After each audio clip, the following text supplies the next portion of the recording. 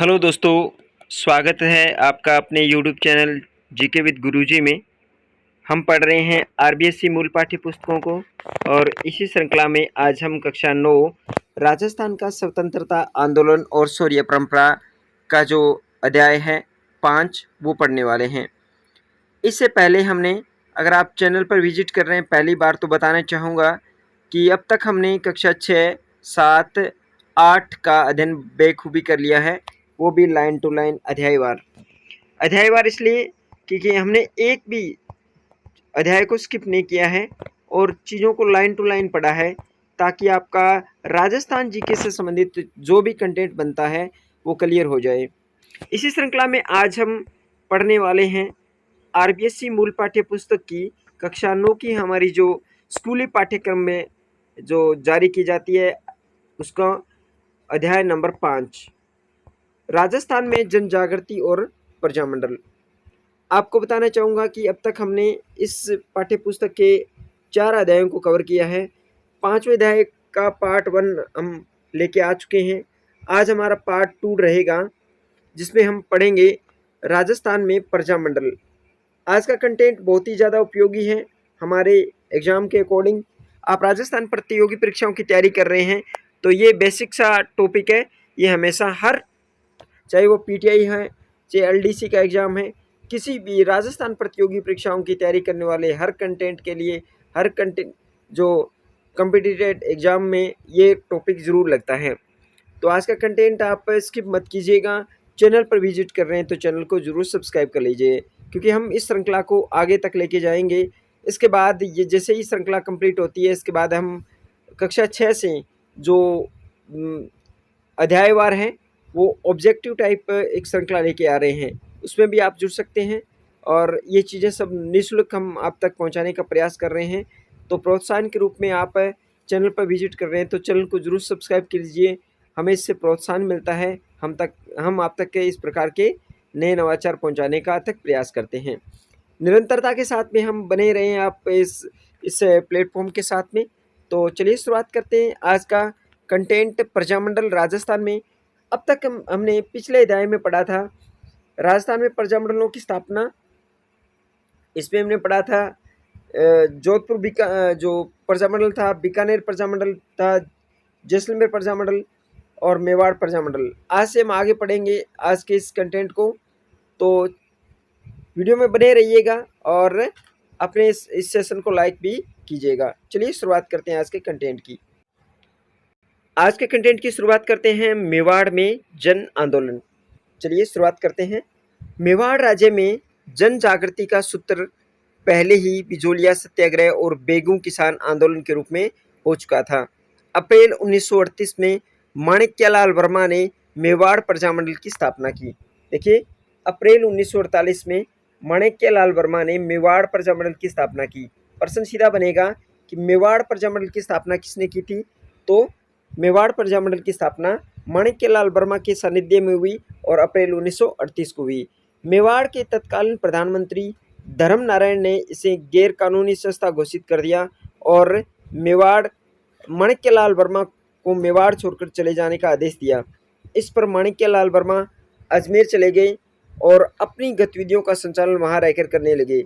लेकिन मेवाड़ की सरकार ने फरवरी 1939 में माणिक्यलाल वर्मा को देवली से जबरदस्ती उठा लिया और यातनाएं विनिधि पीतू मुकदमा चलाकर जेल में डाल दिया। फरवरी 1941 में प्रजामंडल में प्रतिबंध हटा दिया गया। देखिए, मेवाड़ प्रश्न बनेगा सीधा, कथनीय प्रश्न बन सकता है, सत्य असत्य प्रश्न बन सकते हैं, क्योंकि जो बदलता हुआ पैटर्न है राजस्थान प्रतियोगी परीक्षाओं का, उसमें कथनीय प्रश्न भी आते हैं और सत्य असत्य वाले भी प्रश्न आते हैं। तो सीधा बनेगा कि मेवाड़ प्रजामंडल की स्थापना किसने की थी? तो माणिक्यलाल वर्मा ने की थी। मेवाड़ प्रजामंडल की स्थापना कब हुई थी? तो अप्रैल 1938 में हुई थी। और इसके बाद में गैरकानूनी किसने घोषित किया था? प्रधानमंत्री धर्म नारायण ने इसे गैरकानूनी घोषित कर दिया था और फरवरी 1941 में प्रजामंडल पर प्रतिबंध हटा दिया गया। प्रतिबंध जो लगा था ना, तो उसको हटा दिया गया। नवंबर, आगे पढ़ते हैं। नवंबर 1941 में प्रजामंडल का प्रथम अधिवेशन। देखिए, मेवाड़ प्रजामंडल का प्रथम अधिवेशन कब हुआ था? नवंबर 1941 में। और माणिक्यलाल वर्मा के सभापतित्व में बड़ी धूमधाम के साथ हुआ। देखिए, माणिक्यलाल वर्मा के सभापतित्व में ये पहला इसका अधिवेशन हुआ था 1941 में। देखिए, हम जो लाइन टू लाइन पढ़ रहे हैं, आपको अंदाज़ा हो गया होगा कि जो चीज़ें हैं वो कैसे क्लियर हो रही हैं। मेवाड़ प्रजामंडल को पढ़ रहे हैं। इस अवसर पर आचार्य जेबी कृपलानी और विजय लक्ष्मी पंडित भी आई और खादी व ग्रामोद्योग प्रदर्शनी का आयोजन किया गया था। प्रश्न बनेगा, जेबी कृपलानी और विजय लक्ष्मी पंडित ने खादी ग्रामोद्योग प्रदर्शनी का आयोजन किस प्रजामंडल के अधिवेशन में किया था? तो मेवाड़ प्रजामंडल के अधिवेशन में 1941 में किया था। किसने? जेबी कृपलानी और विजय लक्ष्मी पंडित ने। इसके बाद पढ़ते हैं, बाद में मेवाड़ परिजन सेवा संघ की भी स्थापना की गई और इसका कार्यभार मोहनलाल सुखाड़िया को सौंपा गया। मेवाड़ हरिजन सेवा संघ की स्थापना, मेवाड़ हरिजन सेवा संघ का जो कार्यभार किसे सौंपा गया था? मोहनलाल सुखाड़िया को। इसी प्रकार भील मीणा आदिवासियों के कल्याण का कार्य बलवंत सिंह मेहता को सुपुर्द किया गया।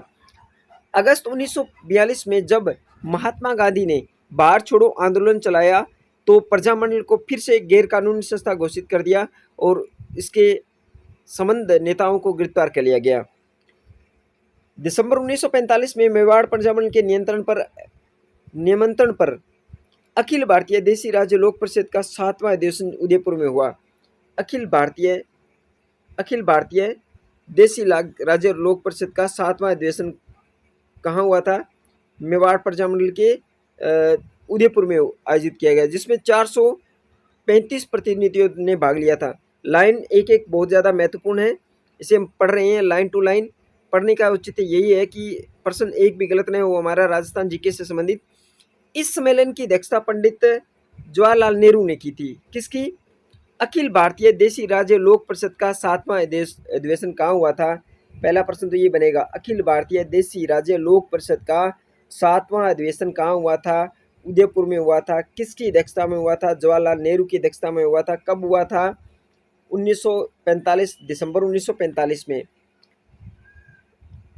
अखिल भारतीय देसी राज्य लोक परिषद के 7वें अधिवेशन में कितने प्रतिनिधियों ने भाग लिया था? तो 435 प्रतिनिधियों ने भाग लिया था।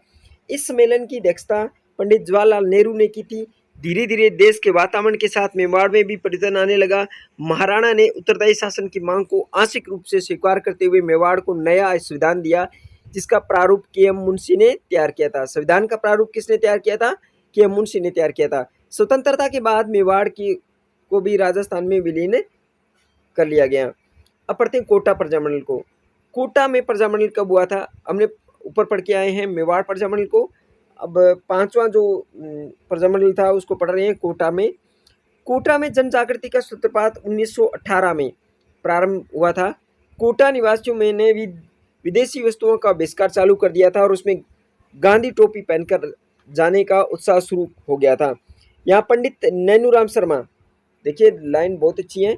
नैनूराम शर्मा पहले व्यक्ति थे जिन्होंने राजकीय सेवा का त्यागपत्र सार्वजनिक जीवन में प्रवेश किया। वो राजकीय सेवा में थे नैनूराम शर्मा, लेकिन उन्होंने वहां से रिजाइन दे दिया। वे विजय सिंह पथिक द्वारा स्थापित राजस्थान सेवा संघ के सक्रिय सदस्य बन गए। उन्होंने सर्वप्रथम बेगार प्रथा के विरुद्ध कोटा में आंदोलन चलाया। सर्वप्रथम बेगार प्रथा के विरुद्ध कोटा में आंदोलन चलाने वाले कौन थे? नैनूराम शर्मा थे, कोटा प्रजामंडल से। 1934 में हाड़ौती प्रजामंडल की स्थापना हुई। बहुत ही शानदार लाइन है, इसे नोट डाउन करते चलिएगा। जब भी हमारे चैनल पर आते हैं तो पेन कॉपी साथ में लेके बैठिएगा ताकि आप इस प्रकार के प्रश्न को भी नोट डाउन करते चले। 1934 में मेवाड़ में ये हाड़ौती प्रजामंडल की स्थापना हुई। हाड़ौती प्रजामंडल की स्थापना कब हुई थी? तो 1934 में। फिर इसके बाद पंडित अभिन हरि भी फिर इसके साथ पंडित अभिन हरि भी हो गए और दोनों ने मिलकर सरकार से उत्तरदायी सरकार बनाने का आग्रह किया। अभिन हरि मांगरोल के रहने वाले थे। कहाँ के रहने वाले थे? मांगरोल के रहने वाले थे। प्रश्न बनेगा, अभिन हरि का संबंध कहाँ से था? मांगरोल से रहने वाले थे, इसलिए उन्होंने यह 1939 में कोटा राज्य प्रजामंडल की स्थापना वहाँ की। कोटा राज्य प्रजामंडल की स्थापना कब हुई? कोटा राज्य प्रजामंडल की स्थापना अभिन हरि के नेतृत्व में 1939 में की गई। इसकी अध्यक्षता पंडित नैनूराम शर्मा ने की थी। अध्यक्षता किसने की थी? पंडित नैनूराम शर्मा ने की थी। कोटा प्रजामंडल की अध्यक्षता किसने की थी? पंडित नैनूराम शर्मा ने। अधिवेशन की स्वागत सेठ मोतीलाल आए थे। ठीक है, स्वागत अध्यक्ष, अधिवेशन के स्वागत अध्यक्ष कौन थे? मोतीलाल, सेठ मोतीलाल। 1940 ईस्वी में कोटा की रामतलाई क्षेत्र में कोटा प्रजामंडल का अधिवेशन आयोजित किया गया था। कोटा प्रजामंडल का अधिवेशन कब आयोजित किया गया था? कोटा प्रजामंडल का अधिवेशन 1940 में। 1940 में कोटा में की रामतलाई क्षेत्र में कोटा प्रजामंडल का अधिवेशन आयोजित किया गया। इस अधिवेशन की अध्यक्षता पंडित अभिनरी ने की थी। 1940 के कोटा अधिवेशन की अध्यक्षता किसने की थी? अभिनरी ने की थी। और प्रजामंडल की स्थापना किसने की थी? पंडित नैनूराम ने की थी। और इसके स्वागताध्यक्ष कौन थे? मोतीलाल, सेठ मोतीलाल थे। और कोटा प्रजामंडल का अधिवेशन कब हुआ था? 1940 में हुआ था। कहाँ हुआ था? रामतलाई क्षेत्र कोटा में। तो ये प्रश्न बनेंगे, यहाँ से प्रश्न बन सकते हैं। इस सम्मेलन में विजय सिंह पति ने भाग लेने आए थे। कोटा प्रजामंडल की गतिविधियों को उस समय गहरा धक्का लगा जब पंडित नैनूराम के अज्ञात लोगों ने हत्या कर दी और इससे पंडित अभिनरी पर प्रजामंडल का पूरा भार आ गया।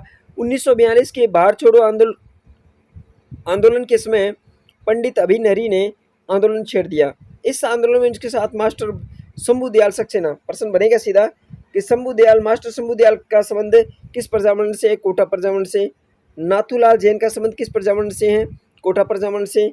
श्याम नारायण सक्सेना का संबंध किस प्रजामंडल से है? कोटा प्रजामंडल से। सेठ मोतीलाल का संबंध किस प्रजामंडल से है? तो वो कोटा प्रजामंडल से। वकील वेणी माधव का संबंध किस प्रजामंडल से है? तो कोटा प्रजामंडल से। श्रीमती वेणी माधव इत्यादि का संबंध भी कोटा प्रजामंडल से है। ये प्रश्न बन सकते हैं, बहुत बार ऐसे प्रश्न बने हैं। 1945 ईस्वी में इस आंदोलन में विद्यार्थी भी शामिल हो गए। उन्होंने जुलूस निकाले और आम सभाएं आयोजित की। प्रदर्शनियों पर लाठीचार्ज हुआ, लेकिन भीड़ ने शहर से शहर कोतवाली पर कब्जा कर तिरंगा झंडा फहरा दिया। कोटा की शहर पनाह के फाटक बंद कर दिए गए। शहर में आने वाली सब सड़कों को पे गड्ढे खोद दिए गए ताकि बाहर से कोई मदद ना आ सके। कोटा के दीवान सर हरिलाल दोसलिया और आईजी पुलिस संत सिंह आंदोलन को कुचल देना चाहते थे, परंतु कोटा के महाराज भीम सिंह ने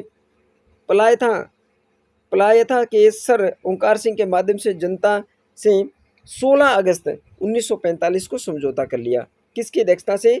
सर ओंकार सिंह के माध्यम से। प्रधानमंत्री और आईजी पुलिस को भी दरबार से हटा दिया गया। इस आंदोलन के बाद प्रजामंडल के झंडे के नीचे कोटा के सामंत, नागरिक, किसान, मजदूर और छात्र सब आ गए।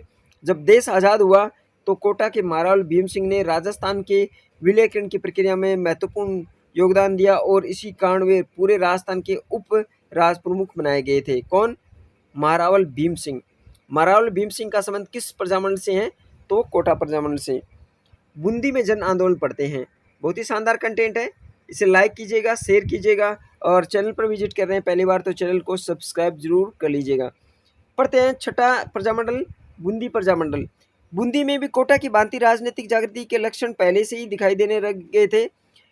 विजय सिंह पति को रामनारायण चौधरी, बूंदी में रामनारायण चौधरी ने कर वर्दी और बेगार के विरुद्ध आंदोलन प्रारंभ किया। पुलिस ने किसानों पर अपना दमन चक्र चालू किया और नमाणा ग्राम में, कहाँ? नमाणा ग्राम में बहुत ही अत्याचार किए। इसके आंदोलन और तेज हो गया। बूंदी के महाराज ईश्वर सिंह ने आंदोलन को दबाने का भरसक प्रयास किया, लेकिन 1931 में कांतिलाल की अध्यक्षता में बूंदी प्रजामंडल की स्थापना हुई। प्रश्न यहाँ से बनेगा शानदार, देखिएगा आप। 1931 में कांतिलाल की अध्यक्षता में बूंदी प्रजामंडल की स्थापना की गई थी। बूंदी प्रजामंडल की स्थापना कब हुई थी? 1931 में। किसकी अध्यक्षता में? कांतिलाल की अध्यक्षता में। कांतिलाल की अध्यक्षता में किस प्रजामंडल की स्थापना हुई थी? बूंदी प्रजामंडल की। 1931 में किस प्रजामंडल की स्थापना की गई थी? बूंदी प्रजामंडल की। आप अन्य कंटेंट देखते हैं, हमारे कंटेंट को भी लाइक कीजिएगा, शेयर कीजिएगा अपने दोस्तों के साथ में, और विजिट कर रहे हैं चैनल को तो चैनल को जरूर सब्सक्राइब करके रखिएगा।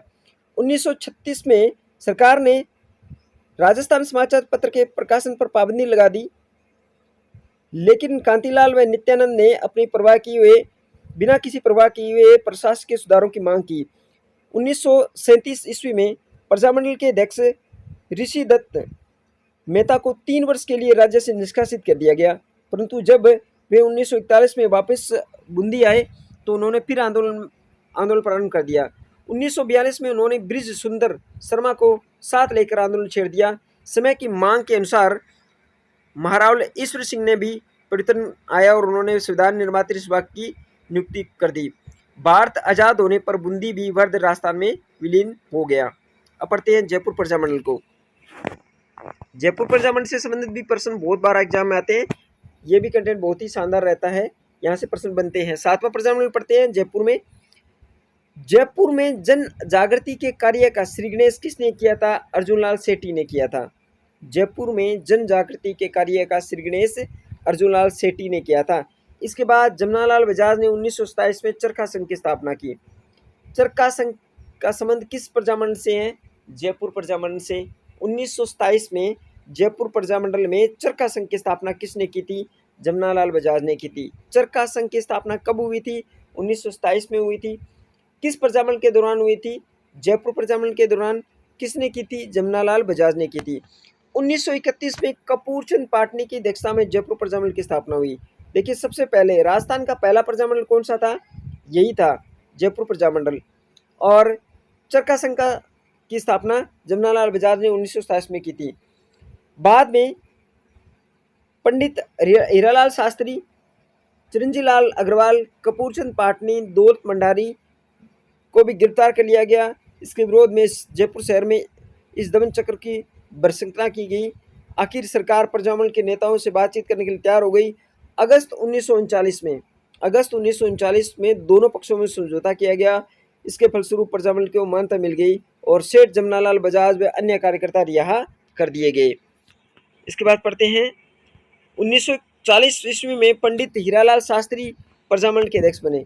प्रश्न बहुत बार आया ये कि जयपुर प्रजामंडल के अध्यक्ष हीरालाल शास्त्री कब निर्वाचित किए गए थे? तो 1940 में किए गए थे। उन्होंने राज्य भर में प्रजामंडल की शाखाएं खोल दी। 1941 में यानी नवंबर में प्रजामंडल का तीसरा अधिवेशन हुआ। जयपुर प्रजामंडल का तीसरा अधिवेशन कब हुआ था? नवंबर 1941 में। 1942 के बाढ़ छोड़ो आंदोलन के समय जयपुर में आंदोलन छेड़ा गया तो जयपुर महाराज ने उत्तरदायी सरकार की मांग को स्वीकार कर लिया।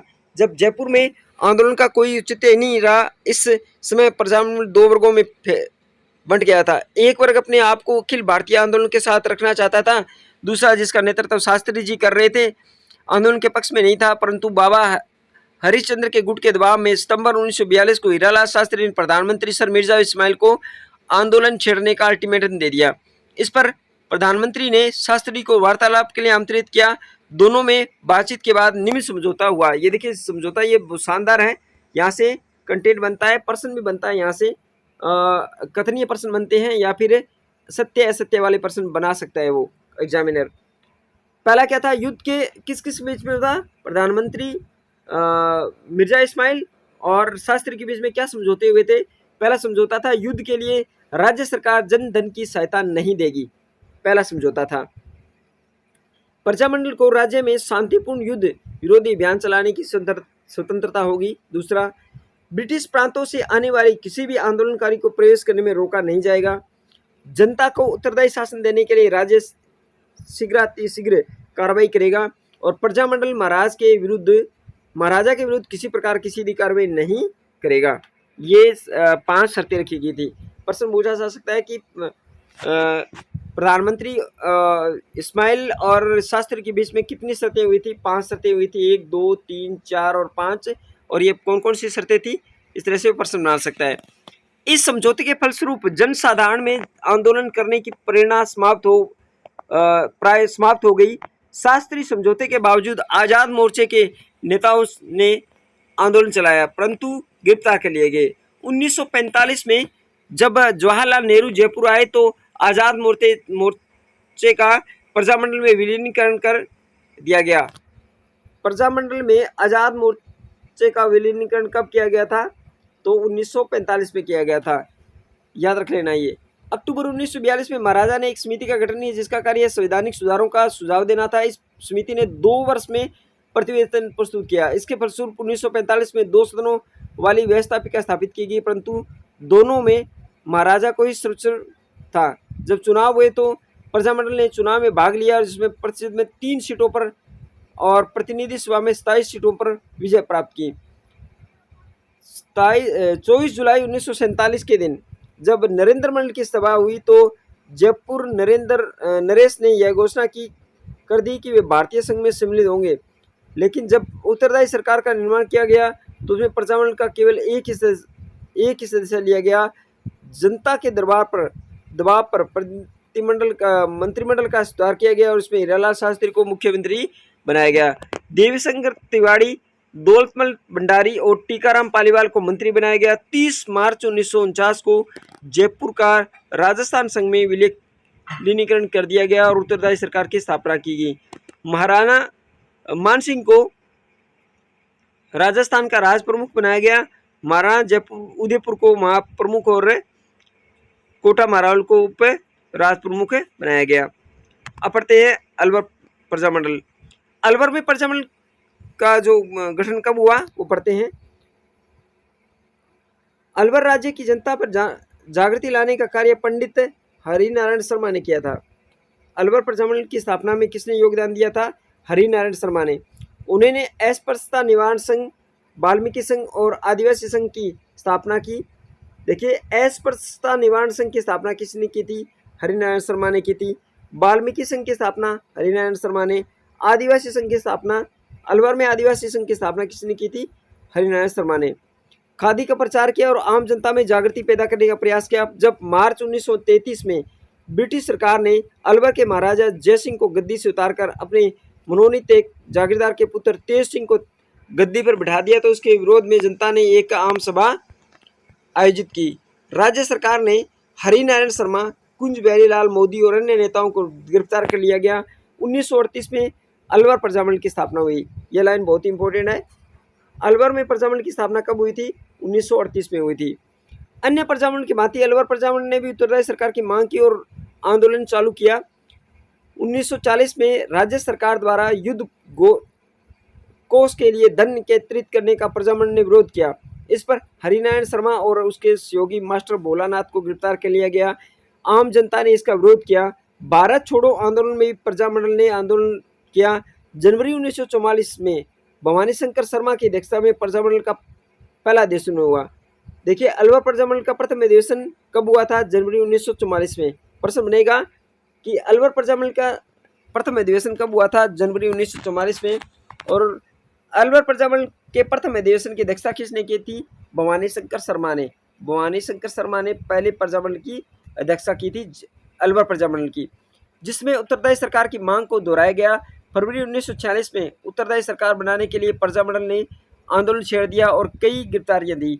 इसके पश्चात जून 1946 ईस्वी में प्रजामंडल ने किसानों के समर्थन में आंदोलन किया। प्रजामंडल और सरकार में टकराव 1947 में चलता रहा।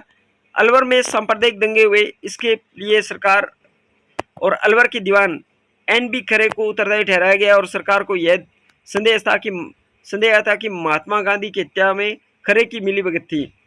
अतः खरे को दिल्ली में रहने का आदेश दिया गया। मार्च 1948 में अलवर राज्य का मत्स्य संघ में विलय कर दिया गया। तो ये पढ़ रहे थे हम अलवर प्रजामंडल के बारे में। आज हमने मेवाड़ प्रजामंडल के बारे में पढ़ा। इसके बाद में हमने पढ़ा जयपुर प्रजामंडल के बारे में। इसके बाद में पढ़ा हमने अलवर प्रजामंडल के बारे में। इसके बाद पढ़ा तो बूंदी प्रजामंडल के बारे में। तो इस प्रकार से आज के कंटेंट में हम इतना पढ़ेंगे। कल पढ़ेंगे हम भरतपुर प्रजामंडल के बारे में और अन्य जो प्रजामंडल बाकी हैं उनके बारे में। आज के कंटेंट में इतना ही। मिलते हैं नेक्स्ट वीडियो में एक नई ऊर्जा, नई जोश के साथ में, एक नई सोच के साथ। तब तक के लिए धन्यवाद। और आपसे रिक्वेस्ट है कि आप चैनल पर विजिट कर रहे हैं पहली बार तो चैनल को जरूर सब्सक्राइब करके जाइएगा। आज के कंटेंट में इतना ही। मिलते हैं नेक्स्ट वीडियो में एक नई सोच के साथ में। तब तक के लिए धन्यवाद। जय हिंद।